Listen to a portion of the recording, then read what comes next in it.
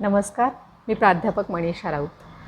आज आपण वामनदादा कर्डक यांची भीमा तुझ्या मताचे ही कविता अभ्यासणार आहोत. वामनदादा कर्डक हे लोकशाहीर म्हणून ओळखल्या जातात. त्यांची जी लोकगीतं आहेत, आंबेडकरांच्या विचारांचा वसा वारसा घेऊन त्यांनी जी लोकगीतं लिहिलेली आहेत, ती अगदी ग्रामीण भागातील तळागाळातील लोकांच्या मुखांवरती आपण ऐकतो. वेगवेगळ्या प्रकारची चित्रपटांसाठीची गाणी त्यांनी लिहिलेली आहेत. वामनदादांच्या लेखणीचा जो विषय होता हा फुले शाहू आंबेडकर बुद्धांच्या विचाराने ते प्रेरित झालेले होते. हे विचार त्यांचा श्वास होता आणि या उद्देशानेच त्यांनी लिखाण केलेलं आहे. अनेक पुरस्काराने ते सन्मानित झालेले आहेत. अनेक कविता संग्रह त्यांचे प्रसिद्ध आहेत. चित्रपटांसाठी त्यांनी लिखाण केलेलं आहे. त्यांची लेखणी ही समर्थ होती व वाणीसुद्धा तितकीच प्रभावी करणारी होती. म्हणून त्यांचंच लिखाण आणि त्यांचंच गाणं हे अतिशय प्रभावीपणे ते सादर करत होते. वामनदादांना वामनदादा कर्डक या नावानेच ओळखलं जातं. वामनतबाजी कर्डक तसंही त्यांचं पूर्ण नाव आहे. जन्म देशपंडित, तालुका सिन्नर, जिल्हा नाशिक येथील आहे. शतकानुशतकांचं गाणं शतकानुशतकांचं या काव्यसंग्रहातून ही कविता घेण्यात आलेली आहे. भीमा तुझ्या मताचे या कवितेचा, या शीर्षकाचाच अर्थ असा होतो की तुझ्या विचारांचे, भीमा तुझ्या विचारांचे जर लोक असते आणि ते खरोखर आचरणातून असते तर काय झालं असतं. बघा कवी काय म्हणतात.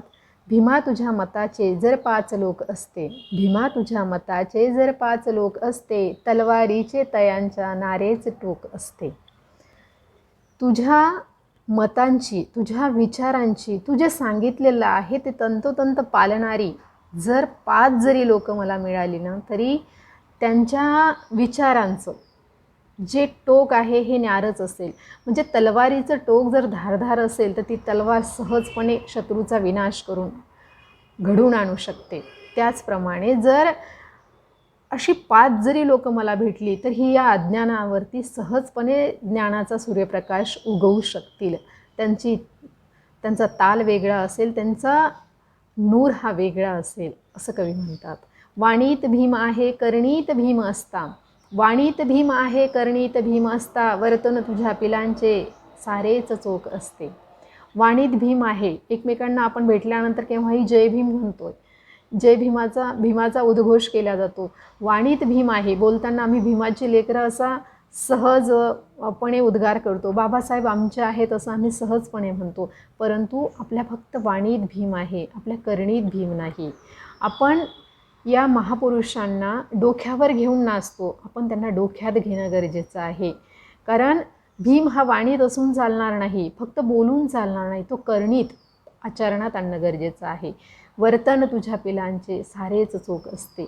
आणि मग जर असा भीम आचरणात आला तर त्याचं वर्तनही तितकंच चोख असेल, त्या वर्तनही तितकंच प्रभावशाली असेल, तितकंच कर्तृत्ववान व तितकंच तो कर्तव्यदक्ष असेल.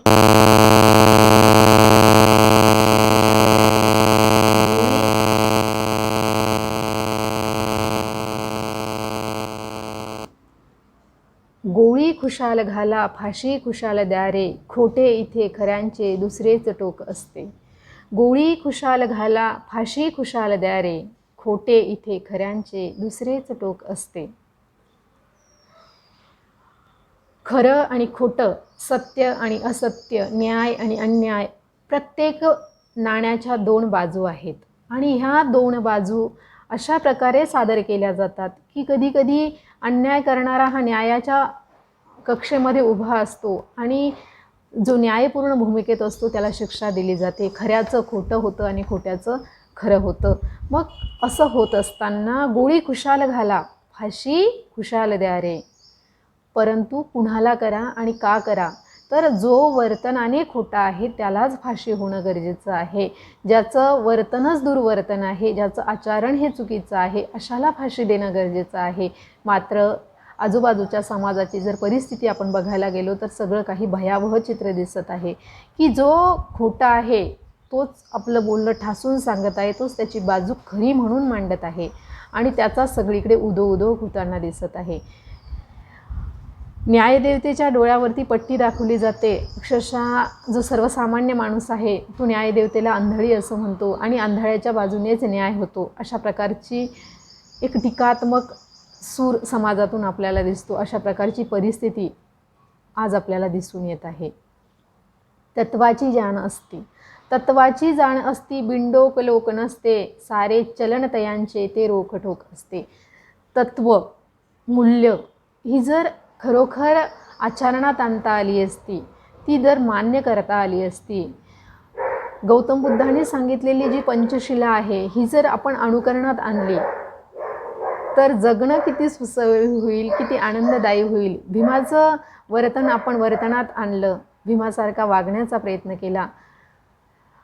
त्यांनी जो अफाट असा बौद्धिक क्षमतेचा नमुना त्यांचा दाखवून दिला होता.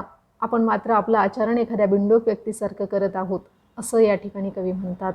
आणि सारेच चलन आपले गुळमुळीत आहेत, लुळपुळीत आहेत. आपण ठाम भूमिका घेऊन उभं राहू शकत नाही, कारण आपल्या पाठीचा जो कणा आहे तोच ताठ नसतो, आपल्या विचारांची बैठकच परिपक्व नसते. त्यामुळे ही सर्व परिस्थिती ओढावल्या जाते. सद्भाव एकतेचा जर अंतरात असते, सद्भाव एकतेचा जर अंतरात असते, चुकले कुणीही नसते, सारेच एक असते.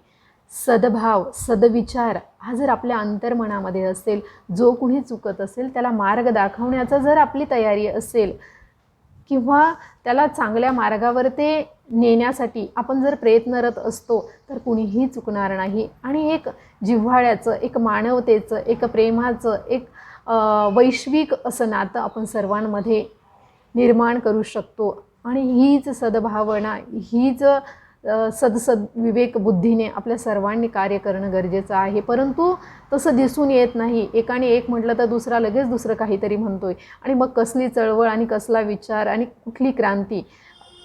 कुणीतरी एक न्यायपूर्ण बाजूसाठी लढा द्यायला उभा राहतो आणि दुसरा लगेच कुठेतरी अन्यायपूर्ण बाजूने किंवा स्वतःचा स्वार्थ पाहून न्यायपूर्ण जी बाजू असेल, जो लढा असेल तो सोडून देतो. आणि हे होता कामा नये. वामन समान सारे स्वार्थाने अंध नसते, तुझ्या या कृतीप्रमाणे सारेच नेक असते. वामनदादा म्हणतायत की वामनाप्रमाणे जर सर्वांनी स्वार्थ त्यागला असता, स्वार्थापुढे ते अंध झाले नसते आणि तुझ्या कृतीप्रमाणे सारेच जण जर नेक वागले असते तर परिस्थिती किंवा चित्र पालटायला वेळ लागणार नाही. समाजाचा नक्कीच विकास आणि एक सर्वांगीण प्रगती समाज साधू शकेल, अशा प्रकारची सद्भावना या ठिकाणी कवी व्यक्त करतायत.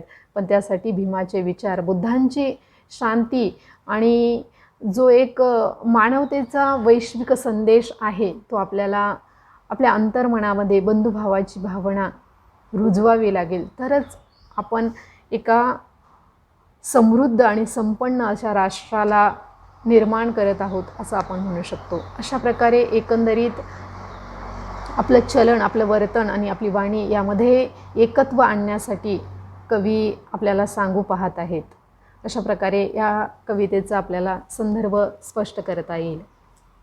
धन्यवाद.